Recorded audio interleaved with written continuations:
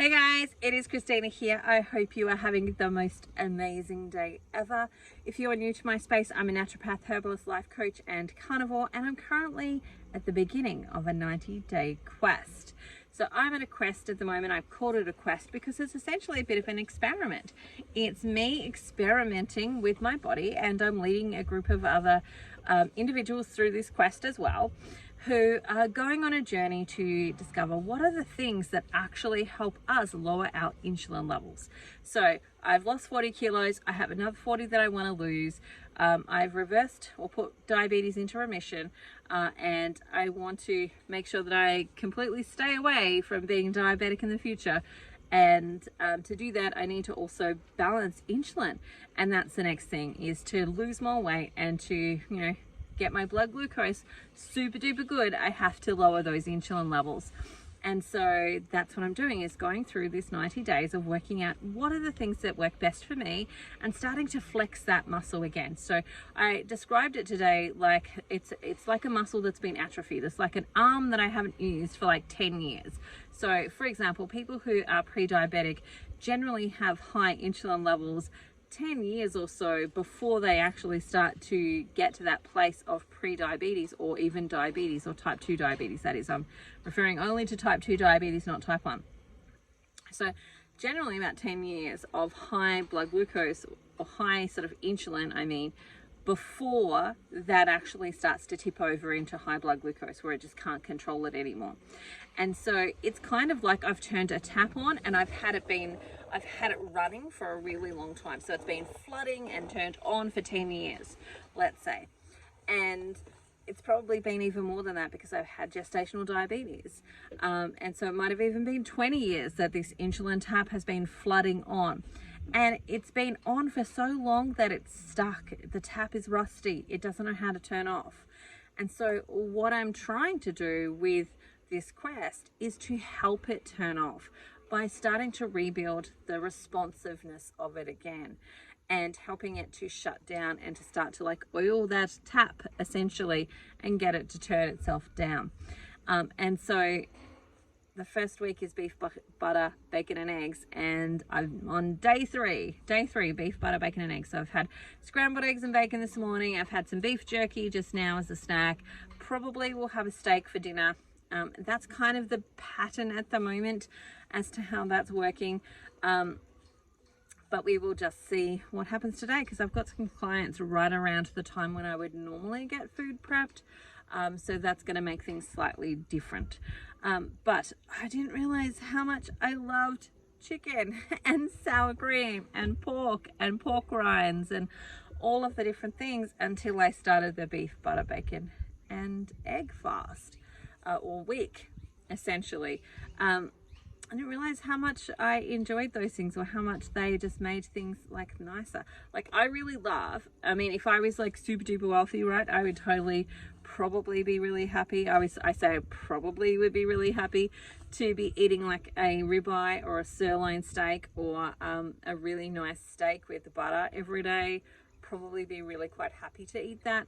But I'm not as happy to eat eggs and bacon. Like, it sounds silly. Like, I enjoy them, right? But they're not my favorite. Like, my favorite is things like chicken drumsticks, chicken wings that have been fried in the air fryer. And I don't really need anything on them. Like, I don't need a lot of sweet and sour or spicy or any of those types of things. I'm really happy to have just like salt and butter with my fried chicken wings. But man, I really like that. Should stop talking about food. But part of this journey is also noticing and bringing awareness to it. So for example,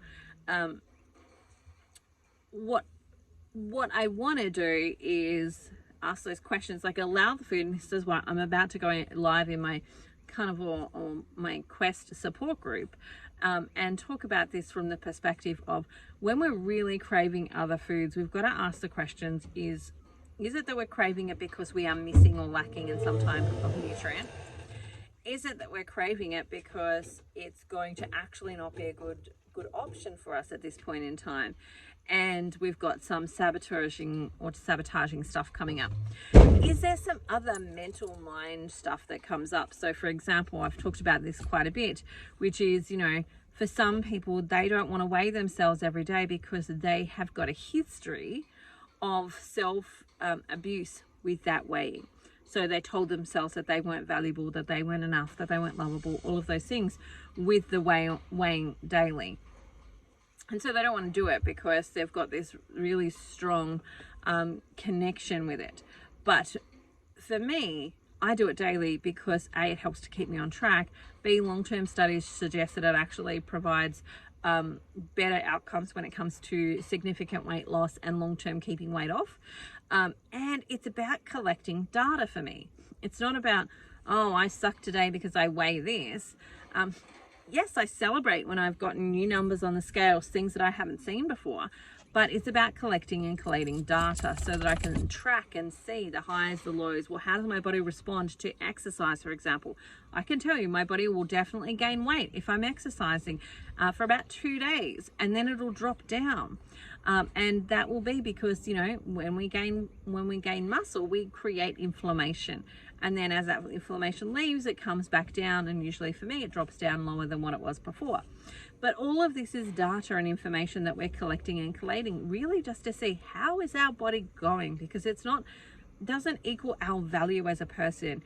It just is what's working for our bodies and what's not working for our bodies, and why might that not be working. So for example, somebody who's just like run a marathon or done some heavy weights gets on the scales and goes, oh, I'm a really crap person because I weigh more. Well, no, your body's doing this thing. And so what we want to do is not just look at one parameter, which is the scales.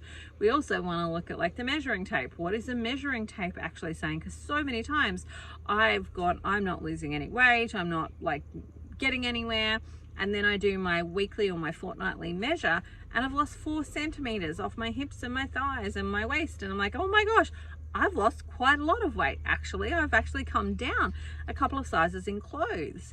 And so we want to actually gather lots of different data so that we can start to put together a bit more of a bigger picture. And so part of that is the mindset work of healing our relationship with things like the scales, healing our relationships with our value of who we are, and our weight being a part of that, how valuable we are. Because for many of us, actually I heard it the other day, many of us when we are overweight may have heard the term, because it usually doesn't just go with you're just fat. It's usually you're fat, you're ugly, you're dumb, you're stupid, you're this, you're that, you can't do basic things, you're weak, you're this. It actually usually has a whole bunch of other connotations with it, which is not even the truth. I'm definitely overweight. Yes, I still have 40 kilos to lose. Does not mean that I am dumb. Actually, I'm very intelligent. It means that there are other things that are going on, and we all have pre-programmed records that are going through our brain that tell us to do something, that make it more challenging for us to change something. So anytime we want to change something, there's muscles that we have to learn to flex in order to do that. And it's the same thing with, at the moment I'm seeing a number of people who are a couple of months in front of me on their carnivore journey, say things like, I ate a meat-only diet, which is not the truth, because they have also had dairy. So some people wouldn't count that as a meat-only diet because they don't count dairy as meat. I think it's just semantics, really. But I definitely have not eaten 100% meat for the last 9 months. I have had a pavlova, I have had a cake, I had 2 days when I had to get a new car because our car broke down, and we're traveling, so we're kind of living in our car, where I had to go and just eat what I could get while I was doing that for 2 days. So there's been times throughout this year that I have not eaten strict carnivore. And I'm not even the strict carnivore. I am just standard carnivore, where I'm still having, some onions and some garlic and herbs and spices and my herbal teas and butter and dairy, and along with my meat. there are some connotations around what we think and feel and so on. And for me, where I was going with that was essentially that I look at this as a long-term change, which means that instead of beating myself up and bashing myself up for eating the cake at my brother's wedding or eating some birthday cake the other day for my daughter's birthday, like instead of bashing myself up for those things, recognizing that this is a long-term game, and I'm looking at building new cycles, new patterns, new pathways, new ways that I do these things, which I've spent 43 years already developing. The way that I currently do them, or have currently done them for the last 42 years, I've spent 42 years developing the ways that I do those things. And I expect, or people expect, that within 10 months that I'm suddenly like Miracle Woman at being able to do new things all of the time and doing it perfectly and having strategy and a plan for everything. The truth is I don't, and neither do the people that you follow.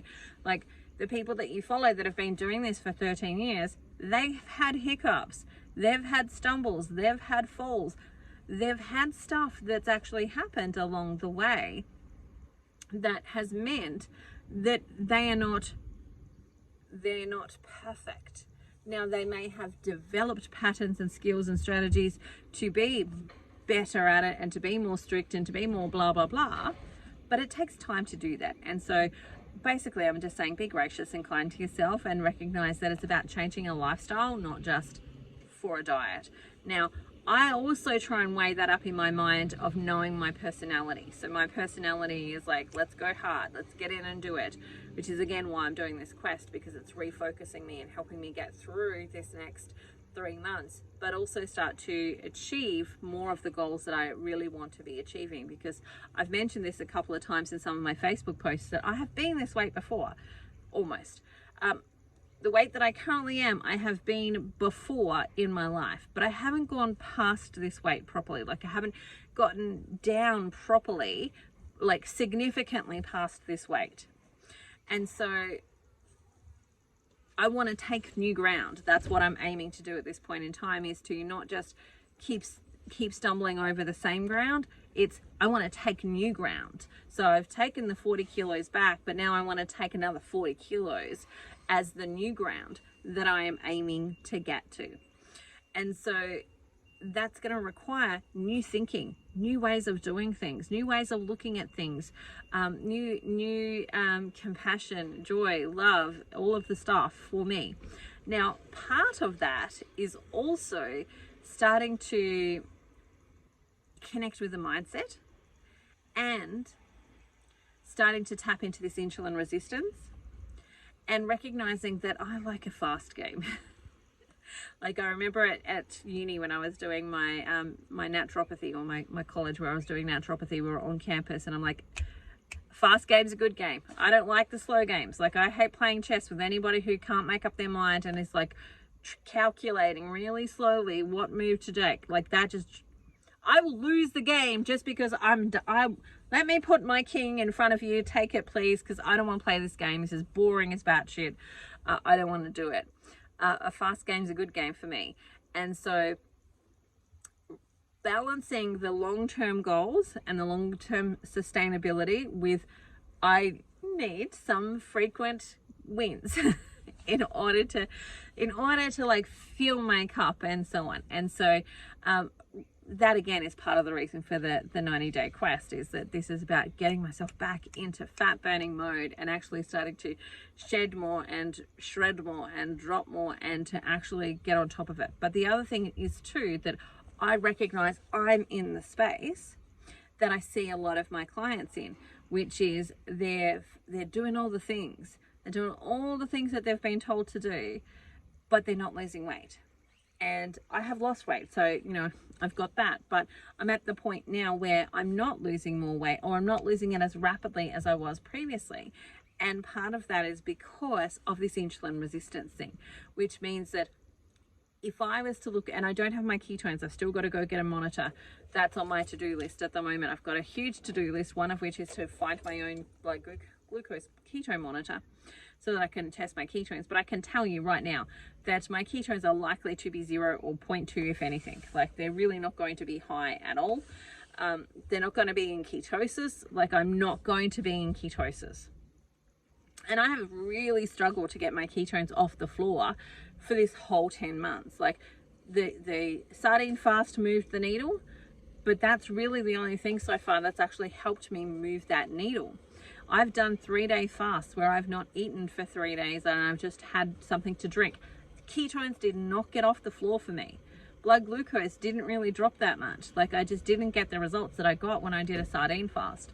Now, that means me personally have no primary fuel right now. So I don't have glucose as a fuel, in the sense of, like, I'm not eating it, and I don't have fat as a fuel because I'm not able to turn fat into ketones. So it's not a primary fuel source for me right now, and neither is glucose. I am glucose dependent because my body is taking protein and it's turning it into glucose, which then I'm getting glucose as my primary fuel source.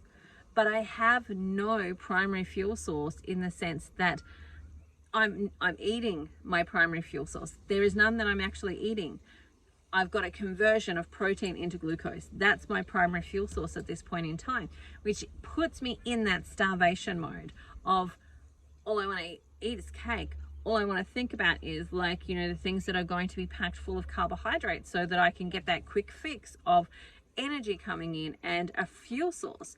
And so I recognize I'm in this space, and I've actually probably been in this space for at least a good 3 months. And I didn't really realize that and didn't recognize it because it wasn't something that I had been taught about in my own nutritional education within my colleges. Like, really, it's something I've had to retrain myself on and teach myself on, because it's not something that is actually taught even to doctors. Like, and I am not a doctor, but even to doctors or dietitians don't do this. Dietitians don't really even know about it. The only thing that they would talk to you about would be to do actually non-food fasts and intermittent fasting. But those aren't sustainable when you don't have a primary fuel source. They're not sustainable. They're very hard to do. They're very challenging to do. And on your metabolic system, they will cause it to crash. You'll end up with thyroid imbalances. You'll end up with adrenal imbalances because you're not targeting the actual things that need to be targeted. So recognizing that I'm in that space as well, which is also part of the mental game. Like, I was talking to somebody this morning on a a keto check-in sort of thing, and they were talking about how, you know, I just lack self-control, and I'm just like this, and I'm just that, and basically calling themselves names for being lazy and not sticking to it and blah blah blah. And I'm like, you know what? I shared yesterday in my How I Sabotage My Health video, I shared on GAPS and how GAPS I was at my healthiest. And then afterwards, I tried to get back on GAPS so many times. Like, so many times I tried to get myself back onto the GAPS diet because of how healthy it made me and how good I was feeling when I was on it. But I just struggled like there was no tomorrow. Like, it was the most challenging thing that I'd ever tried to do, was to try to get back on GAPS. And it's not through lack of knowledge. I know it inside out. I can walk people through the diet in my sleep. Like, I know where they need to go. I know what's going wrong with their body. I know what needs to happen, etc., etc. But I couldn't get myself on it. And part of that was because of my sabotaging mind. But the other part of it was that I'd likely bumped up to that point with doing the 8 months of it. Up to that point, started to bump up against this insulin resistance stuff. So I'm glad that I am where I am, because I'm learning all of this beautiful information. But I wish I was there sooner. Anyway, I'm going to say goodbye because this has gone for long enough. Quick check-in never is a quick check-in for me because I can talk forever. But that's what I was saying, is that I wonder, and I'll leave you with this thought, I wonder how many people have developed interpersonal beliefs about themselves, so developed limiting beliefs, mindset garbage, etc., sabotaging thoughts about themselves because they've been in this space of insulin resistance and having no primary fuel source. where they've called themselves fat, ugly, stupid, dumb, no self-control, no willpower, etc., etc., etc., all of the different things, where they've called themselves all these names and believed it as if it was true, when actually it was just their biology. It was just this insulin resistance key that they were missing, that no one was telling them about, that nobody was talking about, that could have been resolved. I wonder. All right, that's it for me today. I hope you have the most amazing day ever, and I look forward to connecting with you again soon. There is still time if you want to join my quest, probably another 2-3 days to join. After that, I'll have to close the doors. Otherwise, you're welcome to come and join me. All right, bye for now. I hope you have an amazing day, and I'll talk to you again soon. See you later.